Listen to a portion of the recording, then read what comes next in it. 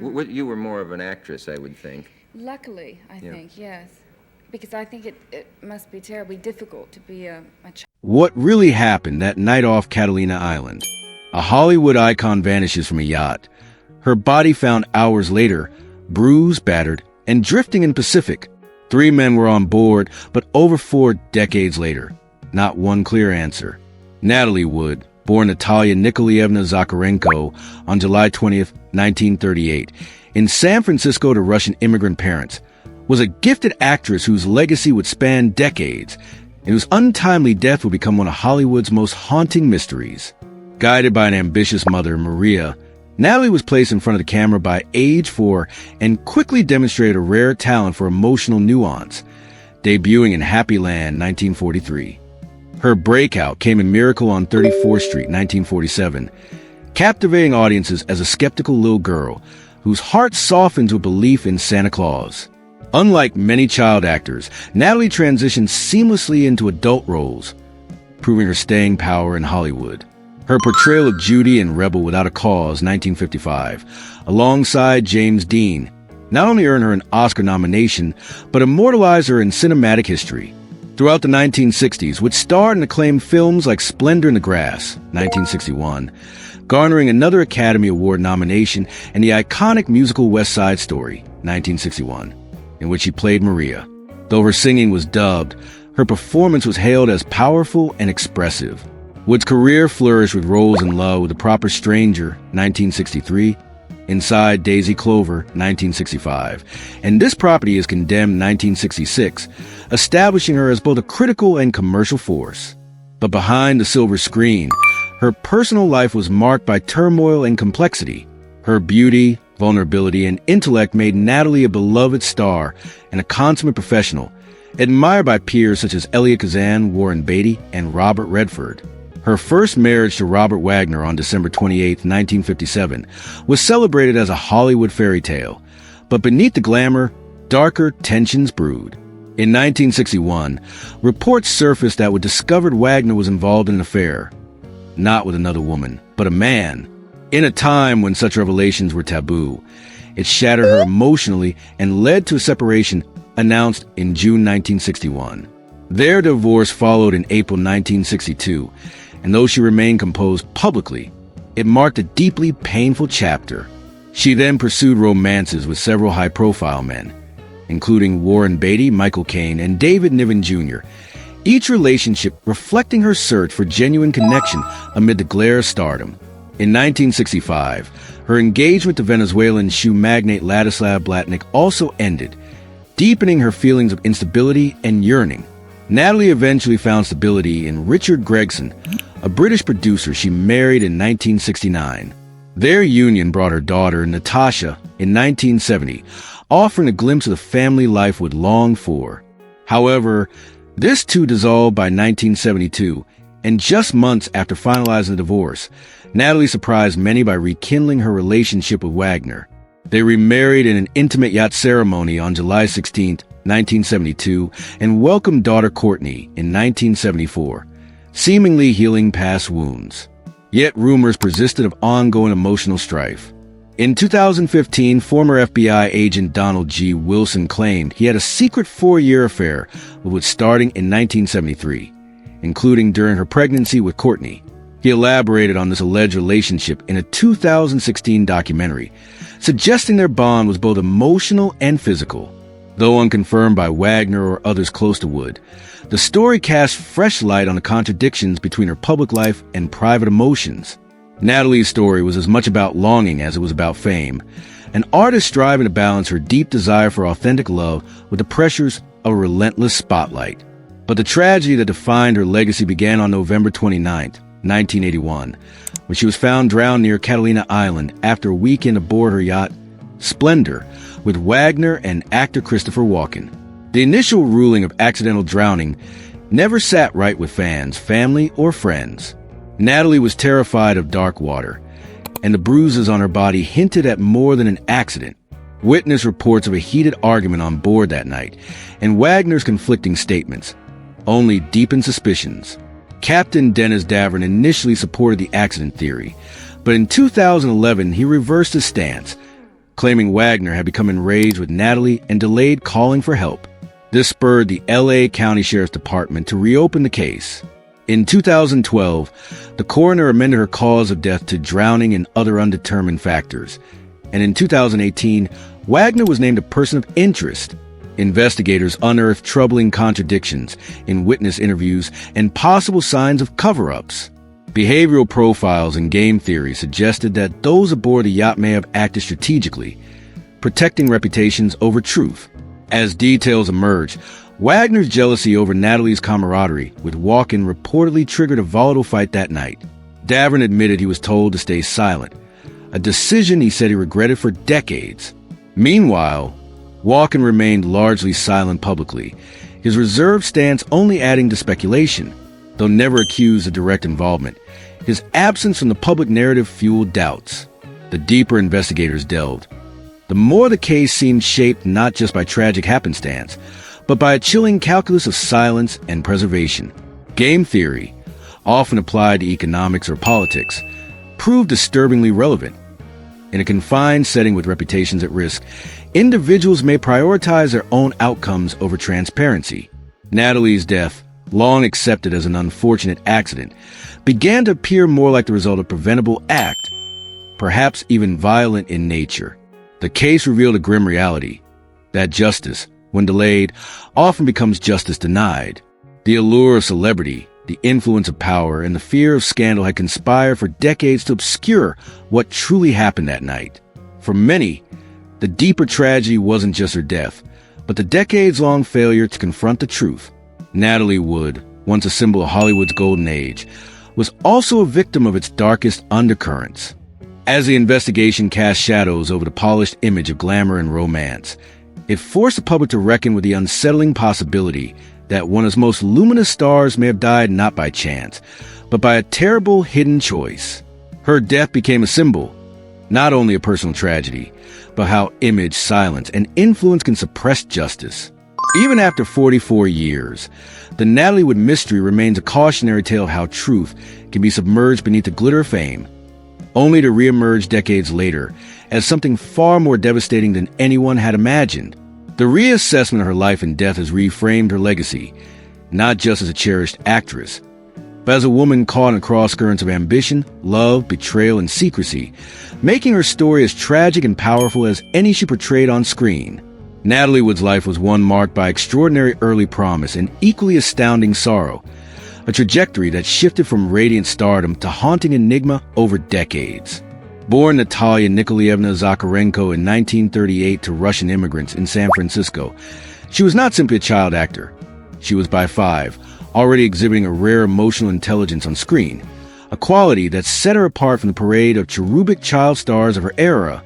Under the unwavering drive of her ambitious mother, Maria, Natalie carved a unique path, beginning with Happy Land 1943, which anchored her presence on the screen, advancing to her warm-hearted yet skeptical role as Susan Walker in Miracle on 34th Street, 1947, and eventually transforming into fiery Judy in Rebel Without a Cause, 1955, opposite James Dean, a performance that earned her first Oscar nomination and sealed her place in Hollywood's collective imagination.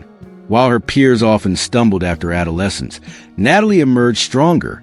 Her performance in Splendor in the Grass, 1961, revealed a woman confronting love, repression, and mental anguish, securing her second Oscar nod.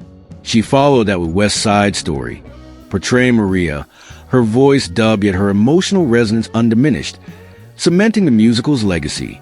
Lesser-seen roles in Love with a Proper Stranger, 1963, Inside Daisy Clover, 1965, and This Property is Condemned, 1966, revealed an artist hungry for substance, willing to embrace stories of complexity and conflict amid Hollywood glamour. But her off-screen life mirrored the richness and turmoil of her roles. Her first marriage to Robert Wagner in 1957, her high school exodus, glamorous rise to stardom just months before, seemed destined for fairy tale permanence. Instead, it faltered amid revelations of Wagner's alleged affair with a man, news that shocked Natalie and heralded their separation in June 1961 and divorce in April 1962. The scandal, buried in tabloid euphemism at the time, unravel her understanding of trust and intimacy against a social backdrop, an era unforgiving toward deviation from norms. Natalie's romance history through the mid-60s included passionate but brief liaisons with Warren Beatty, Michael Caine, David Niven Jr., and engagement to Venezuelan shoe magnate Ladislav Blatnick. All relationships reflecting her dual longing for love and escape from celebrities' constraints. In 1969, she married Richard Gregson, a relationship anchored by their daughter Natasha, born 1970. But even this stable chapter unraveled by 1972. The divorce confirmed her sense of solitude even amid the domestic idyll. Yet by late 1972, she had rekindled her bond with Wagner. They remarried aboard the yacht Ramblin' Rose in Malibu and welcomed daughter Courtney in 1974. These tender years belied latent tensions. Rumors circulated and resurfaced decades later when former FBI agent Donald G. Wilson claimed a secret 4-year affair that began during Courtney's pregnancy. An allegation aired in 2015 and revisited in a 2016 Reels documentary. Though Wagner, Wood's family, and insiders neither confirmed nor dismissed claim, the rumor etched another layer of shadows onto Natalie's life. The fatal weekend of November 28 to 29, 1981, remains the nexus of her mystique. Whiskey-fueled dinners ashore in Catalina, a heated argument between Wagner and Christopher Walken about Natalie's place and loyalties in their intertwined artistic lives, as Wagner grew increasingly angry, allegedly smashing a wine bottle, set the stage for tragedy. Wagner's account in his memoir Pieces of My Heart, 2008, still claims uncertainty. He recalls Natalie asleep when he retired, but later realized she and the dinghy were gone. She had vanished into the dark, cold Pacific, dressed in a nightgown, socks, and a parka, body discovered 8 hours later amid bruises and abrasions, her blood alcohol level at 0.14%. Captain Dennis Davern, an initially loyal defender, later changed his story, admitting to shielding Wagner, recalling a violent domestic argument, hearing Natalie screaming, witnessing Wagner refuse to alert authorities, and claiming someone said, "Leave her there. Teach her a lesson." Words that crystallized into public accusations of foul play. His dramatic reversal came 10 years after her death and led to the case's reopening in 2011. Investigators traveled even to Hawaii to inspect the yacht, assembled profiles, re-interviewed witnesses, and documented over 100 new clues. By August 2012, the Los Angeles County coroner amended Natalie's death certificate to read drowning and other undetermined factors, a rare deviation from accidental drowning, acknowledging bruising that may have occurred prior to her entering the water. The 2013 addendum noted fresh bruises on her forearms, wrists, knees, neck scratches, and forehead scrapes, the kind of trauma consistent with physical assault. Detectives who surfaced in the 2018 People report stated that she looked like a victim of an assault and voiced, "I don't think she got in the water by herself." In early 2018, Wagner was named a person of interest, a legal status far removed from suspect, but serious enough to fluctuate public perception. Authorities reported encountering multiple eyewitness testimonies. One described screams of "Help me! Someone please help me! I'm drowning!" at just after 11 p.m., noises and voices believed to be Wagner's and Natalie's arguing, and urgent cries for help continuing for up to 15 minutes. Yet, despite this accumulation of shadows, in May 2022 officials declared that all leads had been exhausted, that no admission of guilt or charges were forthcoming, and the case remained open yet unresolved. Some investigators still believe fresh evidence, such as sworn statements from fishermen, might reopen the case. Radar Online reported 2 new eyewitnesses describing physical abuse and screaming from Wagner and Wood, including a 17-year-old fisherman who heard screams and saw her struck hours before her disappearance. These testimonies were slated for upcoming publication, but remain as yet unresolved by authorities. Natalie's daughter Natasha asserts firmly that her mother's death was accidental, rejecting claims against her father as outrageous and completely unacceptable. Meanwhile, Natalie's younger sister Lana, author of Little Sister, My Investigation into Mysterious Death of Natalie Wood, 2021, maintained suspicion toward Wagner, citing new evidence and emotional testimony. She also revived allegations that Natalie had been brutally raped at age 16 by a powerful actor, identified in later statements as Kirk Douglas. Accusations elaborated in 2001 and resurfaced publicly in 2018 and 2021. These disclosures highlight a life scarred by violence even before her death, adding complexity to both her personal trauma and the scrutiny that followed. Yet amid the swirl of suspicion and scandal, Natalie Wood's artistic legacy remains a luminous counterpoint. Her performances continue to inspire, her story compelling biographers, filmmakers, and TV producers. The 2020 documentary Natalie Wood, What Remained Behind, paired cinematic elegy with personal remembrance, Natasha countering the murder narrative, Lana and Davern tracing shadows of secret truths. CBS's 48 Hours Mystery and People magazine specials further broadcast fragments of overheard arguments, suspicious noises, and forensically annotated bruises, which paint a picture of fear, confusion, and possible aggression building aboard a confined yacht. In the broader frame, her story speaks to Hollywood's power dynamics, how image can obscure reality, how time can both erode evidence and deepen mystery. The concept of game theory has been applied by analysts. For people in a closed system, each with reputations and incentives, may opt for silence, misdirection, or self-protection. If Wagner dethrone Natalie, an authority figure stroked ambiguity, silence could become a survival strategy for his career, their family, and decades of public adulation. Similarly, walk in silence, or at least absence of detailed testimony, casts a shadow. Whether protective, self-preserving, or complicit, his reticence contributed to a puzzle of omissions. After nearly 45 years, Natalie Wood's death remains unresolved. Technically open but in practice closed, her legacy split between cinematic brilliance and persistent unanswered questions. For Natasha, the enduring pain lies not only in mourning a mother, but confronting a narrative hijacked by speculation. For Lana, it is a drive to expose what she sees as suppressed truth. For fans and true crime investigators, it is an archetypal Hollywood saga. Dazzling fame, heartbreaking emotional fractures, and a death enveloped in silence. What does this mean for us today? On one hand, Natalie's films endure, timeless portrayals of love, despair, youthful longing, and theatrical intensity. Her performances in Miracle on 34th Street, Rebel Without a Cause, Splendor in the Grass, and West Side Story remain etched in cinema's pantheon. On the other hand, the narrative of her final hours continues to disquiet. Was it accident, tragedy, or something else entirely? Was Wagner simply unreliable or deliberately obstructive? Did Davern withhold truths for decades? Why were fresh witnesses dismissed or uncorroborated? In the melee of emotion and legal status, no criminal indictments were ever issued.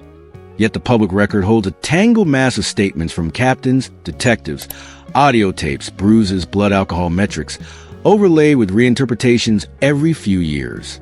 What remains incontrovertible is that Natalie Wood's death reopened important questions about domestic violence, power imbalance, celebrity privilege, and the challenges of remote incident investigation.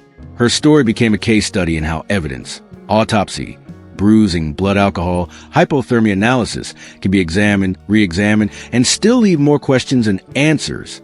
It underscores that fame can cloak violence, that legal closure is not equivalent to moral clarity, and that society must remain open even decades later to old wounds and fresh testimonies. Ultimately, the haunting, unresolved mystery of Natalie Wood becomes more disturbing, not because of grisly detail, but because it points to systemic failure. Institutions closing cases too early, friendly witnesses suppressing testimony, and the raw societal pressures that can allow ambiguity to persist. The imagery of the sea enveloping Natalie's body resonates as both literal tragedy and metaphor. The sea of Hollywood's allure beneath which truths, consequences, and grief can be submerged for years. And yet cracks in that sea, bruises, sudden revelations, shifting certainties, allow glimpses of what's underneath. Natalie Wood should be remembered first and foremost for her incandescent talent, her nuanced performances, and her emotional authenticity. But the unresolved nature of her death forces us to confront darker questions. Who gets to control narratives? How does celebrity corrupt or conceal justice? And how long must silence stretch to become smoke, without fire, but filled with suspicion? The story, after nearly 4.5 decades, refuses to settle, not merely because of forensic inconclusivity, but because it challenges us to recognize how power, fear, and reputation can contaminate truth.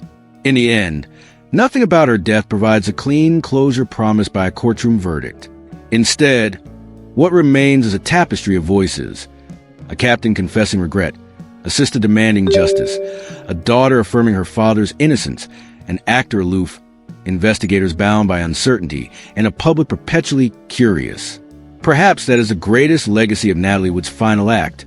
Not a forensic answer, but a public reckoning with the fragility of memory, the tenacity of denial, and the necessity of accountability, even when justice fades into the depths.